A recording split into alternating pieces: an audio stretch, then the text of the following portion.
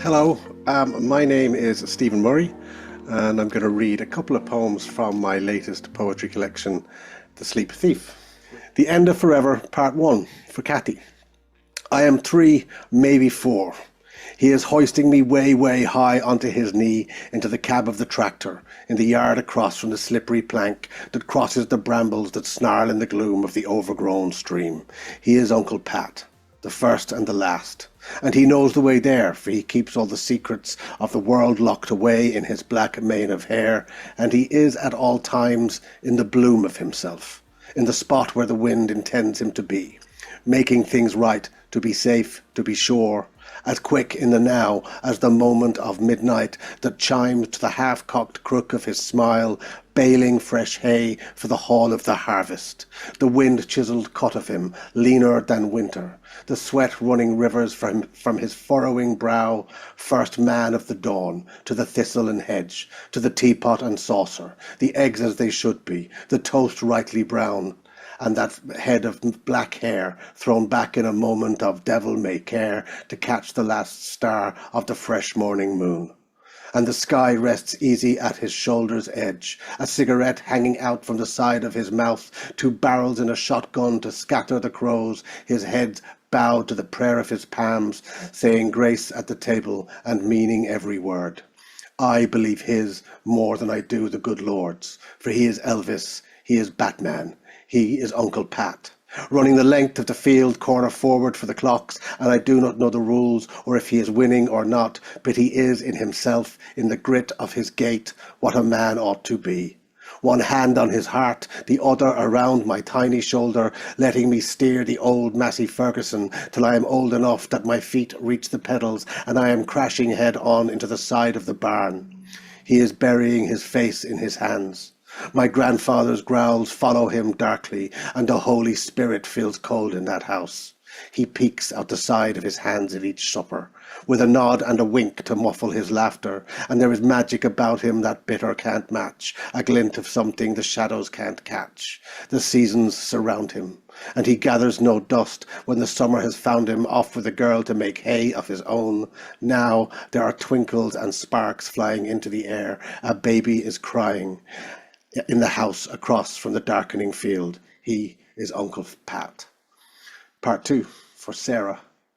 In the house across from the darkening field, where once there were horses, now there are calves. Dogs run after him wherever he goes. Strangers salute him. Locked doors are thrown open, the caps of good men are tossed into the air, and my grandmother's voice from inside a tea cosy calls after him shrill as the boiled kettle whistles. Then bouncing off walls come great bounding arcs of his laughter, skipping lightly in shades of glitter and gold to the honey and rust of his harlequin tones. I am 8, in the heave-ho yards of my youth, wrestling with goats, drawing lines in the dirt to take on the world, and he cocks half a smile for the gusts of me, fearlessly beating my chest when all that I want in the world is to be him. But a great storm is coming that will crack this family right down the middle. I am 10 years old, in the boom of my boyhood, when he hands me a rope to break in a yearling. The horse makes a bolt and I fracture 2 fingers, but I keep my injuries secret with my fear and my scars. For that is how things are done on the farm, where they found Uncle Jimmy the year I was born, broken and cold, beneath a stone wall. The End of Forever, Part 3, for Mary Kate. 3 years have passed. I am older and stronger and as fragile as hell when the guilt of my father hangs its cast iron shadow around the raw of my thickening neck, and the stream full of brambles is way overgrown when my childhood falls from the slippery plank. The sky has closed in, the world disapproves. I cannot hold his gaze, much less hold my own, for I love him much more than I will ever impress him. I have blinked in the wind and shrunk into manhood. My skin does not fit. My grandmother is dying in a hospital bed, and I am not worthy to be by her side. She is laid out cold, and we are all sat around her, and his tears fall in silence onto her pale cheek.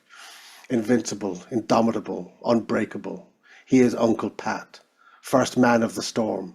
our shoulder to cry on, weeping in secret and silence so no one can see. For that is how a man from this farm must behave, and he is what he should be, and does at all times what is right, because he is what we want when we need it the most. The end of Forever, Part 4, from Am. Now the decades have passed, and he is still bringing breakfast in bed to his wife and the 2 girls, in the plume of themselves, at the heart of his ward, our family scattered all over the world. I have news of my own when my beard starts to grey, and Mam says that he says that fatherhood will be the making of me. Though the cracks have grown deep in the widening years, and I have not seen how he smiles with his eyes, nor forgot how he laughs and loves with his tears. He is sick now and dying, and the meds have him fattened right up for the feast of his time on this earth. I know that he is proud, and I cannot bear to see him, for I love him much more than I have ever impressed him. He is gone. The winter is silent and cold and still, but for my wife's darling breath. My son lifts his head from the moon of her breast. He smiles in the pale of the witching hour, and his gaze is a prayer I completely believe. My daughter is 3, crawling in beside me to nuzzle in close to my secret and scars. Comfortable there in the cracked hulk of me, I am scared I might slip, but there is a song in her breath that my darkness has dreamt of, and the end of forever is just the beginning. For I will love them exactly as much as impress them, as I lead them across each new slippery plank to the place where the sun rises up from the bend of the river at the edge of the world. So I savour each moment I will never get back, an echo, a splash, a chime in the shadows where children play hide and seek amongst ghosts, a lover's first kiss, my wife giving birth, the tumbling wind of my daughter's laugh, a nightmare, a lullaby, a wish.